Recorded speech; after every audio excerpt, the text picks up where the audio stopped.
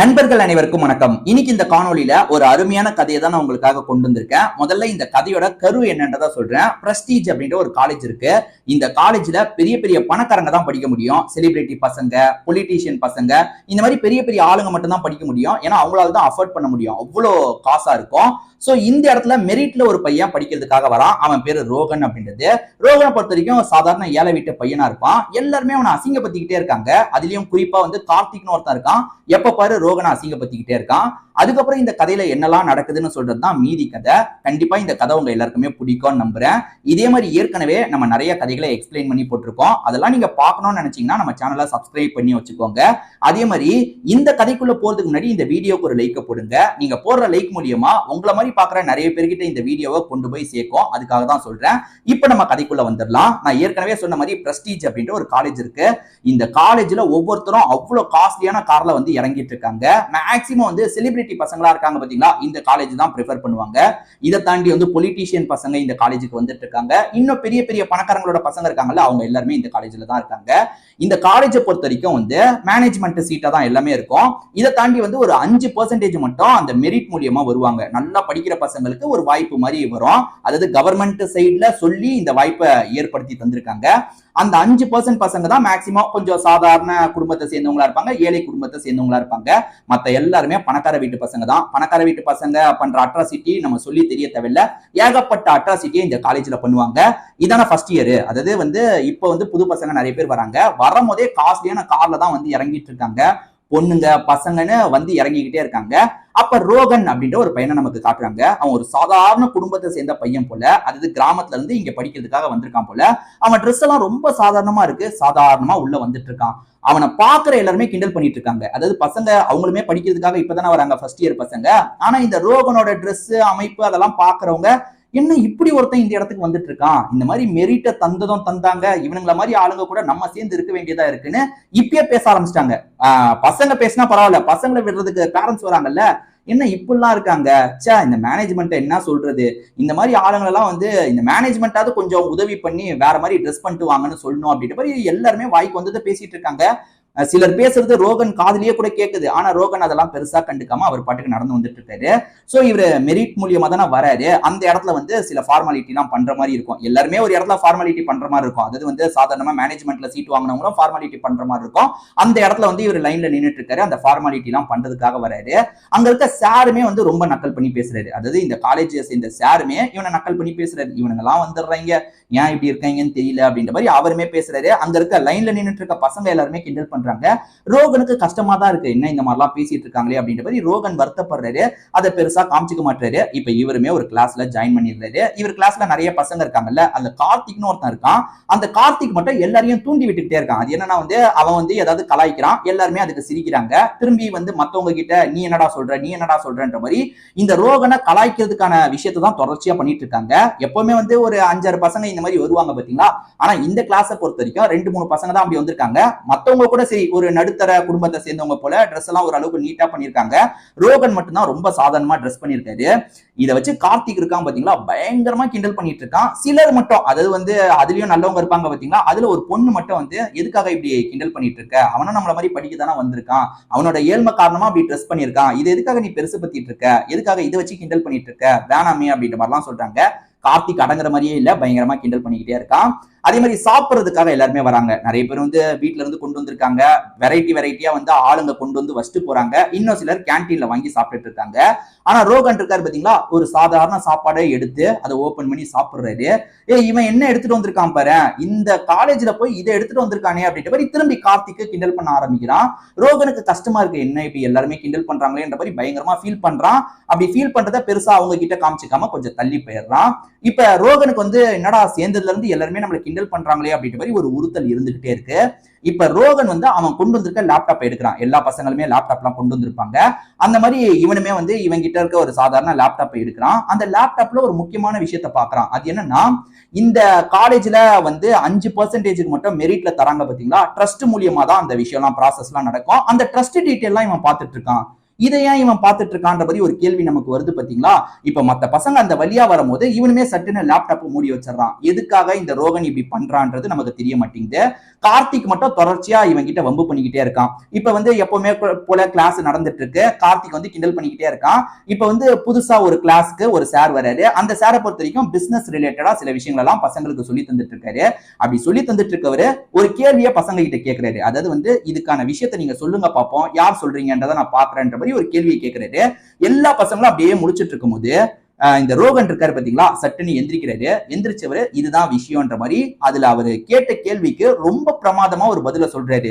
அந்த பதில கேட்டு அங்க இருக்க சாரே மிரண்டு போயிடுறாரு. பரவாயில்லப்பா சூப்பர் அப்படின்ற மாதிரி எல்லாரையும் கிளாப் தட்ட சொல்றாரு.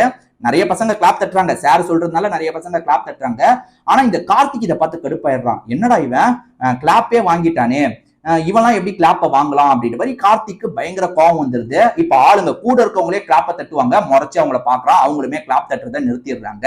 சோ ரோகன், அதாவது அந்த ரோகன் இப்படி பாராட்டு வாங்குறத வந்து கார்த்திகால ஏத்துக்கவே முடியல. எப்படியாவது இவனை அசிங்கப்படுத்தணும், எந்த வழியா நம்ம அசிங்கப்படுத்துறது அப்படின்ற மாதிரி வழியை தேடிக்கிட்டே இருக்கான். இவங்களை பொறுத்த வரைக்கும் எக்ஸாம்ஸ் எல்லாம் ஸ்டார்ட் ஆயிருதுல, அந்த எக்ஸாம்க்கான கொஸ்டின் பேப்பர்லாம் இருக்கும்ல, அதை எப்படியாவது நம்ம லீக் பண்ணோம். அப்படி லீக் பண்ணதுக்கு இந்த ரோகன் தான் காரணம்ன்ற மாதிரி எல்லாரையும் நம்ப வைக்கணும்ன்ற மாதிரி கார்த்திக் ஒரு பிளான் பண்றான். இவனுக்கு 2-3 ஃப்ரெண்ட்ஸ் சேர்ந்துடுறாங்கல்ல, அந்த ஃப்ரெண்ட்ஸ் மூலியமா இந்த விஷயத்த பண்ணணும்னு நினைக்கிறான். என்ன பண்றான்னு பாத்தீங்கன்னா, ஒரு சார் வந்து ஒரு இடத்துல வந்து அந்த கொஸ்டின் பேப்பர்லாம் எடுத்துட்டு போவாரு. அதுல இவங்க ஒரு காப்பி எடுத்துறாங்க. காப்பி எடுத்துட்டு என்ன பண்றாங்கன்னா பரப்பி விட்டுறாங்க பசங்க கிட்ட. அதனால அந்த எக்ஸாமையே கேன்சல் பண்ற நிலைமை கூட வந்துருது. இப்ப சாருங்களா வந்து யார் இதை பண்ணா யார் இதை பண்ணான்னும் போது இவங்க என்ன பண்ணிருப்பாங்கன்னா ரோகனோட திங்ஸை யூஸ் பண்ணி, அதாவது ரோகன் வச்சிருந்த பொருளை வச்சுதான் அந்த விஷயத்தை வந்து லீக் பண்ணி விட்டுருப்பாங்க. சோ மேனேஜ்மெண்ட் என்ன நினைக்கிறாங்கன்னா ரோகன் தான் இதை பண்ணிருக்கான் போல நினைக்கிறாங்க. இப்ப ரோகனுக்கு எதிராக ஆக்ஷன் எடுக்கிற விஷயத்தெல்லாம் பண்ணிட்டு இருக்காங்க. ரோகனை பொறுத்த வரைக்கும் நான் இந்த விஷயத்த பண்ணல சார், நான் இதுக்காக இந்த விஷயத்தெல்லாம் பண்ண போறேன்ற மாதிரி சாருங்க கிட்ட பேசிட்டு இருக்கான். ஆனா எங்களுக்கு கிடைச்சிருக்க ஆதாரம் படி பார்த்தா நீ தான் இந்த விஷயத்த பண்ணிருக்க, இதுக்கான பனிஷ்மெண்ட் உனக்கு கிடைக்கும்ன்ற மாதிரிலாம் பேசிட்டு இருக்காங்க. ரோகன் என்ன சொல்றாருன்னா, இல்ல சார் எனக்கு டைம் தாங்க, இதுக்கு பின்னாடி யார் இருக்காங்கன்றதை நான் கண்டுபிடிக்கிறேன்ற மாதிரி ரோகன் சொல்றாரு.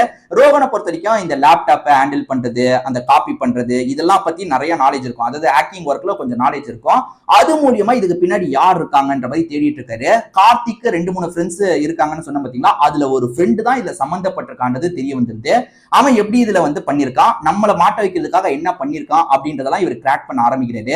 ஓஹோ, நம்ம பென்டிரைவை எடுத்து அவன் இந்த விஷயத்த பண்ணிருக்கான்றத கண்டுபிடிச்சிடுறாருல.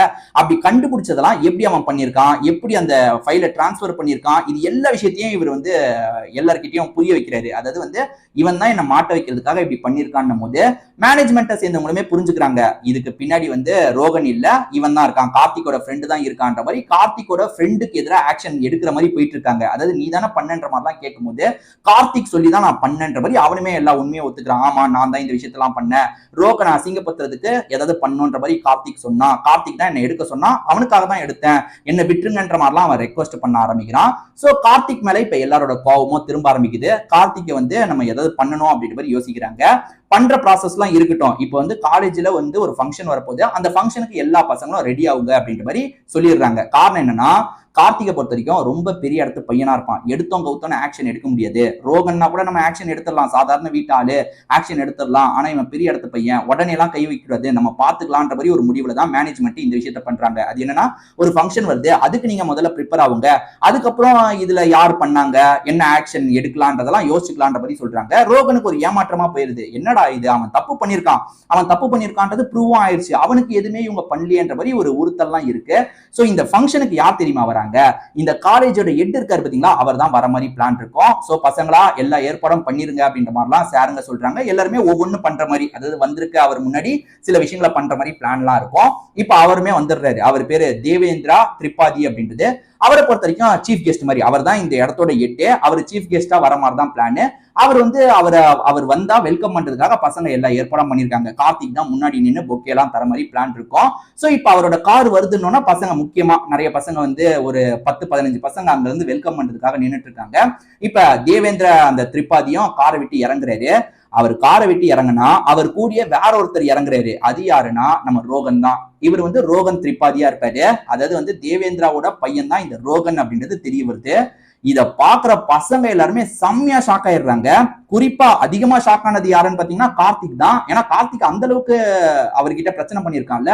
அப்ப தேவேந்திரா திரிபாதியோட பையன் தான் இவனா? இவன் பெரிய இடத்து பையனாச்சே. அதாவது இவர் பணக்காரர்னா இவரை விட அவரு பல மடங்கு பணக்காரரா இருப்பாரு.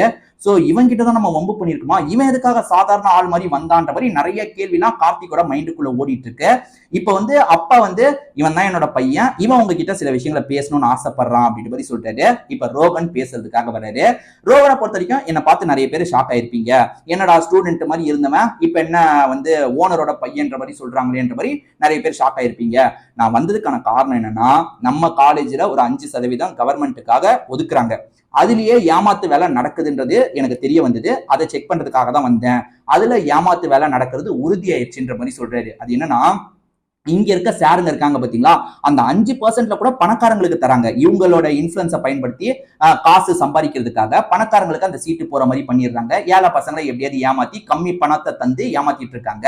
இதை நம்ம தெரிஞ்சுக்கணும், உள்ள வந்தாதான் தெரிஞ்சுக்க முடியும்ன்றதுக்காக. இதே சமயம் இப்ப ஏழை பசங்க வராங்கன்னா மத்தவங்க ரொம்ப கிண்டல் பண்றாங்கன்ற மாதிரியும் இவருக்கு கம்ப்ளைண்ட் வந்திருக்கும். அதாவது ஒரு ஏழை பையன் இதுக்கு முன்னாடி கம்ப்ளைண்ட் பண்ணிருப்பான், சார் நான் இந்த மாதிரி நல்ல மார்க் வாங்கி மெரிட்ல வந்தது தப்பா சார், இங்க இருக்க எல்லா பசங்களும் என்ன கிண்டல் பண்றாங்க அப்படின்ற மாதிரி அப்பாக்கு மெயில் வந்திருக்கும். அதாவது தேவேந்திர திரிபாதிக்கு மெயில் வந்திருக்கும். சோ தேவேந்திர திரிபாதியை எல்லாருக்குமே தெரியும்ல, அவர் யாரையாவது வச்சு இதை செக் பண்ணணும்னு நினைச்சிருப்பாரு. சோ பையனை வச்சு, அதாவது ரோகனை வச்சு செக் பண்ணலான்ற மாதிரி முடிவு பண்ணிருப்பாரு. அதனால்தான் ரோகன் ஸ்டூடெண்ட் மாதிரி, நம்ம பெரிய ஆளோட பையன்றது எங்கேயும் தெரியக்கூடாது, ஒரு ஸ்டூடெண்ட் மாதிரி, ஒரு சாதாரண ஆள் மாதிரி நம்ம வரணும். எந்த அளவுக்கு கிண்டல் பண்றாங்க, இந்த ராகிங் எல்லாம் எப்படி இருக்கு, இதெல்லாம் தெரிஞ்சுக்கணும்ன்ற மாதிரி வந்திருப்பாரு. 2 காரணம். ஒண்ணு, இந்த 5% கூட உரியவங்களுக்கு போகாம ஏமாத்து வேலை நடக்குதுன்றதை கண்டுபிடிக்கணும்ன்றதுக்காக வந்திருப்பாரு. 2வது பசங்களை எப்படி ட்ரீட் பண்றாங்கன்றதை தெரிஞ்சுக்கணும்ன்றதுக்காக வந்திருப்பாரு. சோ 2 இடத்துலயுமே தப்பு நடக்கிறத நான் தெளிவா புரிஞ்சுக்கிட்டேன். இதுக்கப்புறம் ஆனா அந்த தப்பு நடக்கக்கூடாது. சோ அதுக்கேத்த ஆக்ஷன் கண்டிப்பா நாங்க எடுப்போம். அதாவது நீங்க பெரிய இடத்து பசங்கன்றதுக்காக நீங்க என்னன்னா பண்ணிக்கலான்ற அர்த்தம்லாம் கிடையாது. சோ எங்களோட ரூல்ஸ் ரெகுலேஷனுக்கு படிதான் நீங்க நடந்துக்கணும். சாருமே நிறைய இன்ஃபுளுன்ஸ் ஆயிருக்காங்க, எல்லா சாருங்களுமே நிறைய இன்ஃபுளுன்ஸ் ஆயிருக்காங்க இந்த பசங்களால. இவன் பெரிய பொலிட்டீஷியனோட பையன், இவன் பெரிய பிசினஸ் மேனோட பையன்றதுக்காக அவன் தப்பு பண்ணாலும் அவனுக்கு சப்போர்ட் பண்ற இடத்துக்கு போறீங்க. தப்பு யார் பண்ணாலும் தப்பு தான். ஒரு ஏழை படிக்கிறதுக்காக வந்தான், அவன் தப்பு பண்ணாலும் தப்பு தான். ஒரு பணக்கார வீட்டு பையன் தப்பு பண்ணாலும் தப்பு தான் அப்படின்ற மாதிரிலாம் ஸ்டேஜ்ல பேசுறாரு. இல்ல சம்பந்தப்பட்ட சாருங்களுக்கு எல்லாம் தூக்கி வாரி போடுது. ஏன்னா சாருங்க இவர் விஷயத்திலேயே சரி, இவர் மேல தப்புன்னு வேகமா ஆக்ஷன் எடுக்கிறதுக்கு வந்திருப்பாங்க. ஏன்னா இவரை ஏதாவது பண்ணி அனுப்பிட்டு அந்த சீட்டை கூட யாருக்காவது தந்துடலான்ற மாதிரி இவரை அனுப்புறதுக்கு அவ்வளவு பிளான போட்டிருப்பாங்க. ஆனா கார்த்திக் தப்பு பண்ணான்னு வரும்போது எதுவுமே பெருசா கேட்டிருக்க மாட்டாங்க, அதை அப்படியே கடந்து போக தான் பார்த்திருப்பாங்க. இது எல்லாத்தையும் இவர் சொல்றாரு. சொன்னவரு எல்லாருக்குமே மாறுறதுக்கு நான் ஒரு வாய்ப்பு தரேன், பசங்க எல்லாருக்குமே ஒரு வாய்ப்பு தரேன், நீங்க சீக்கிரமா மாறிடுங்க, அதுதான் உங்க எதிர்காலத்துக்கும் நல்லது அப்படின்ற மாதிரிலாம் சொல்றாரு. அதே மாதிரி கார்த்திக் நிறைய தப்பு பண்ணிருக்கான்ல, கார்த்திக் இதுக்கு நீ பதிலா என்ன தெரியுமா பண்ணும், ஏழை மாணவர்கள் வராங்கல்ல, இப்ப புதுசா 5 பேர் வரப்போறாங்க, அந்த 5 பேர் கூடியதான் நீ ஒர்க் பண்ணும். ப்ராஜெக்ட்லாம் நீ அவங்க கூடயே சேர்ந்துதான் பண்ணணும். அவங்க கூட சேர்ந்து பண்ணி நீ எல்லாமே அவங்க பரவாயில்ல கார்த்திகை எங்க கிட்ட நல்லா பழகுறான்னு ஒரு விஷயத்த சொன்னாதான் நீ மேற்கொண்டு இங்க கண்டினியூ பண்ண முடியும்னு சொல்றாரு. கார்த்திக் ஒரே ஆச்சரியமா இருக்கு, ஷாக் ஆயிடுறாரு. கார்த்திக்லயும் மனமாற்றம் எல்லாம் ஏற்படுது. ஆமா, இவர் சாதாரண ஆளுன்னு நினைச்சு அவ்வளவு பேசிட்டோம். அப்போ ஒரு சாதாரண ஆளுனா என்னன்னா பேசிடலாமா, நம்ம பண்ணது தப்புதான்றது கார்த்திக்கும் புரியுது. கார்த்திக்கும் அவர் சொன்ன தண்டனையை ஏத்துக்கிறாரு. இப்ப அப்படி வராங்க பாத்தீங்களா ஏழை பசங்க, அவங்க கூட சேர்ந்த மாதிரி எல்லா விஷயத்தையும் பண்றாரு. அவங்க கிட்ட இருந்து நிறைய கத்துக்கிறாரு. கார்த்திகை பொறுத்த வரைக்கும் தெனாவட்டா நடந்துக்கிறாருல, ஆனா அவங்க கிட்ட இருந்து நிறைய கத்துக்க முடியுது. ஏன்னா அவங்க எல்லாருமே மெரிட் மூலியமா வந்த பசங்கள்ல நிறைய கத்துக்க முடியுது. சோ இவருமே அவரோட தப்பை புரிஞ்சுக்கிறாரு. ரோகன் கிட்ட மன்னிப்புலாம் கேட்கிறாரு. ஒன்னும் பிரச்சனை கிடையாது, நீ உன் தப்பை புரிஞ்சுக்கிட்டதே எனக்கு போதும், ஒன்ன மாதிரி எல்லாருமே இருக்கணும், அதாவது ஒன்ன மாதிரி எல்லாருமே மாறணும்ன்றதுதான் என்னோட ஆசை. இதுக்கப்புறம் அது நடக்கிறதுக்கான எல்லா விஷயத்தையும் நான் பண்ணுவேன். அதாவது ஒரு 8ஓட பையனா இருந்துட்டு நான் எல்லா விஷயத்தையும் கண்டிப்பா பண்ணுவேன்ற மாதிரிலாம் சொல்றாரு. அதுக்கப்புறம் அந்த காலேஜ்ல சமத்துவம் மலர ஆரம்பிக்குது. பணக்கார வீட்டு பசங்க ஏழை பசங்கன்ற மாதிரி, அதாவது ஏழை பசங்களை எல்லாரும் ஒடுக்குற மாதிரிலாம் பண்றது கிடையாது, ஈக்குவலா தான் ட்ரீட் பண்றாங்க. சோ இந்த விஷயத்த கஷ்டப்பட்டு ரோகன் பண்ணிருக்காருன்ற மாதிரி காமிச்சு நமக்கு கதையை முடிக்கிறாங்க. கண்டிப்பா இந்த கதை உங்க எல்லாருக்குமே பிடிச்சிருக்கும் நம்புறேன். இதே மாதிரி நிறைய கதைகளை ஏற்கனவே நம்ம சேனல்ல நம்ம எக்ஸ்பிளைன் பண்ணி போட்டிருக்கோம். அதெல்லாம் பார்க்கணும்னா நம்ம சேனலை சப்ஸ்கிரைப் பண்ணி வச்சுக்கோங்க. இந்த கதை உங்க எல்லாருக்குமே பிடிச்சிருக்கும். அப்படி பிடிச்சிருக்குன்ற பட்சத்துல கண்டிப்பா இந்த வீடியோக்கு ஒரு லைக் மட்டும் போடுங்க. அப்பதான் உங்களை மாதிரி பாக்குற நிறைய பேர்கிட்ட இந்த வீடியோ சஜஷன்ல போய் காட்டும். அதுக்காக தான் சொல்றேன். திரும்பி வேற ஒரு வீடியோ மூலியமா நான் உங்களை சந்திக்கிறேன். இப்போ உங்ககிட்ட இருந்து விடைபெறேன். நன்றி, வணக்கம்.